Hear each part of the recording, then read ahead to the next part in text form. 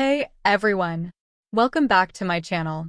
We're exploring a terrifying tale that's been whispered about for generations, a story of mystery, suspense, and unimaginable horror. It's called The Hollow, and it's not for the faint of heart. Alright, let's get started. The small town of Ravenwood had always been shrouded in mystery. Nestled deep within the heart of the Blackwood Forest, it was a place where the trees whispered secrets and the shadows danced with malevolent intent. The locals knew better than to stray too far from the town's borders after dark. They spoke in hushed tones about the Hollow, a place deep in the forest where the very air seemed to hum with an ancient, unspeakable evil. But not everyone believed the old tales. Maria, a journalist from the city, was determined to uncover the truth behind the legends of Ravenwood. She had heard the stories of people disappearing, of eerie sounds echoing through the trees, and of the strange lights that flickered in the forest at night. Dismissing them as mere superstition, she saw them as the perfect material for her next big story. Maria arrived in Ravenwood on a chilly autumn afternoon. The sun was setting, casting long shadows across the cobblestone streets. The townsfolk watched her with wary eyes, their faces lined with worry. They knew where she was headed, and they feared for her. At the edge of town stood the entrance to Blackwood Forest. The trees towered above her, their gnarled branches twisting together to form a canopy so thick that only slivers of light penetrated through. As she entered, the air grew colder, and the sounds of the town faded into an eerie silence. She followed a narrow, winding path that led deeper into the forest. The deeper she went, the more oppressive the atmosphere became. The trees seemed to close in around her, their bark etched with strange symbols that she couldn't decipher. The whispers started as faint murmurs, almost indistinguishable from the rustling of the leaves. But as she ventured further, the voices grew louder, more insistent, filling her mind with dark, incomprehensible thoughts. Maria tried to shake off the unease that was creeping over her. She was a rational person, after all, and there had to be a logical explanation for everything she was experiencing. She pulled out her camera and began taking pictures of the trees, the symbols, the strange formations of rocks that littered the ground. But when she looked at the photos, they were all distorted, blurry and warped, as if the forest itself was resisting being captured. As she ventured further into the forest, Maria noticed the temperature dropping rapidly. Her breath became visible in the air, forming white puffs that lingered longer than they should have. The whispers grew louder, more distinct, and she could almost make out words, twisted, malevolent words that sent chills down her spine. Turn back. Leave before it's too late. Maria shook her head, trying to clear her mind. This was just her imagination playing tricks on her, she told herself. But deep down, she knew that something was very wrong. She could feel it in her bones, a creeping dread that gnawed at her, urging her to turn back. But she was too stubborn, too determined to uncover the truth. She pressed on, the path growing darker and more treacherous with every step. The trees seemed to move of their own accord, their branches reaching out like twisted fingers, trying to grasp her. The whispers became screams, agonized, tormented screams that echoed through the forest, reverberating inside her skull. Then, she saw it, a clearing up ahead, bathed in a sickly green light. The trees parted, revealing a large, circular pit at the center of the clearing. The Hollow. Maria approached the edge of the pit, her heart pounding in her chest. The air around her seemed to vibrate with a malevolent energy, and she could feel the ground beneath her feet pulsating as if it were alive. The whispers were deafening now, screaming at her to leave, to run, to escape while she still could. But it was too late. The ground beneath her feet gave way, and she plunged into the darkness below. Maria awoke in complete darkness, the air thick with the stench of decay. Her body ached from the fall, and she could feel the cold, damp earth beneath her. She tried to move, but her limbs felt heavy, unresponsive. Panic set in as she realized she was trapped, buried alive in the bowels of the earth. She screamed, but the sound was swallowed by the darkness. The whispers returned, louder now, closer, as if they were coming from within her own mind. She could feel them crawling through her thoughts, twisting her memories, distorting her sense of reality. And then she heard it, a soft, shuffling sound, like something moving in the darkness. Maria froze, her heart hammering in her chest. The sound grew louder, closer, until she could feel the presence of something just inches away from her face. She could see nothing, but she could feel it, cold, clammy skin brushing against her own. The air around her grew colder, and she could feel the breath of something unnatural against her cheek. She tried to scream again, but no sound came out.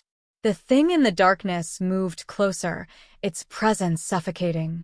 It whispered to her in a language she couldn't understand, its voice low and guttural. She could feel it probing her mind, searching for something, her deepest fears, her darkest secrets. Maria tried to push it away, tried to fight back, but she was powerless. The thing wrapped itself around her, its cold, slimy tendrils seeping into her skin, into her very soul. She could feel herself slipping away, her consciousness fading as the darkness consumed her. But just as she was about to succumb, a flash of light pierced the darkness, blinding her. The thing recoiled, shrieking in pain, and Maria felt its grip on her loosen. She gasped for air, her lungs burning as she struggled to regain control of her body. The light grew brighter, illuminating the pit. Maria could see the walls around her, covered in ancient runes that seemed to writhe and pulse with a life of their own. And at the center of the pit, bathed in the sickly green light, stood a figure, a tall, emaciated figure draped in tattered robes. The figure's face was hidden beneath a hood, but Maria could feel its eyes on her, burning into her soul. It raised a skeletal hand, and the whispers returned, louder than ever, flooding her mind with images of death and despair. But this time, Maria fought back. She pushed the images away, focusing on the light, on the figure before her. She could feel the darkness retreating, the thing that had been inside her shrinking away. With a final, desperate effort, Maria broke free of the thing's grasp. She scrambled to her feet, her legs trembling beneath her. The figure in the robes remained motionless, watching her with those burning eyes. She knew she had to get out, had to escape before it was too late. She turned and ran, the whispers fading behind her as she climbed out of the pit. The trees seemed to part before her, the path to the edge of the forest suddenly clear. But as she reached the edge of the clearing, she heard a voice, a deep, resonant voice that echoed through the forest, shaking the very ground beneath her feet. "You cannot escape, Maria. You belong to the Hollow now." She turned, her heart pounding in her chest. The figure in the robes was gone, but she could feel its presence all around her, watching, waiting. The trees loomed over her, their branches twisting into grotesque shapes, forming a barrier that blocked her path. The whispers returned, louder than ever, filling her mind with visions of horrors beyond imagination. She could see the faces of the lost, those who had wandered into the Hollow and never returned, their souls trapped in eternal torment. And she knew, deep down, that she was one of them now. She could feel the darkness seeping into her, wrapping itself around her soul, pulling her back towards the pit. But she refused to give in. She was a fighter, and she would not go down without a fight. With a primal scream, she pushed through the barrier, the branches clawing at her skin as she forced her way through. The light of the town appeared before her, a beacon of hope in the darkness. She ran towards it, the whispers fading behind her as she broke free of the forest. She could see the houses now, the warm glow of the lights in the windows, the safety that awaited her. But as she reached the edge of the forest, she felt a cold hand wrap around her ankle, pulling her back. She stumbled, falling to the ground, and the whispers returned, louder than ever, filling her mind with darkness. She could feel the thing from the pit, the thing that had been inside her, pulling her back into the hollow. She clawed at the ground, her fingers digging into the dirt as she fought to free herself. But it was no use. The darkness was too strong, too powerful. She could feel herself slipping away, her consciousness fading as the thing consumed her. And then, just as she was about to be dragged back into the forest, she felt something warm, a hand, pulling her up, away from the darkness. She looked up and saw the face of an old woman, her eyes filled with kindness and warmth. "Come, child," the woman said, her voice soothing. "You are safe now." Maria clung to the woman, her body trembling with fear and exhaustion. The whispers faded, and the darkness receded, leaving her in the warm embrace of the woman. But as they walked away from the forest, Maria looked back and saw the figure in the robes standing at the edge of the clearing, watching her with those burning eyes.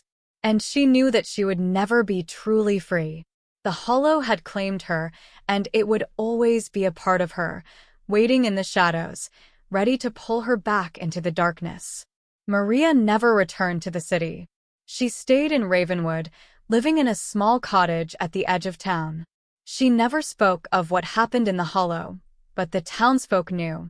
They could see it in her eyes, in the way she moved, as if she was always looking over her shoulder, always listening for the whispers.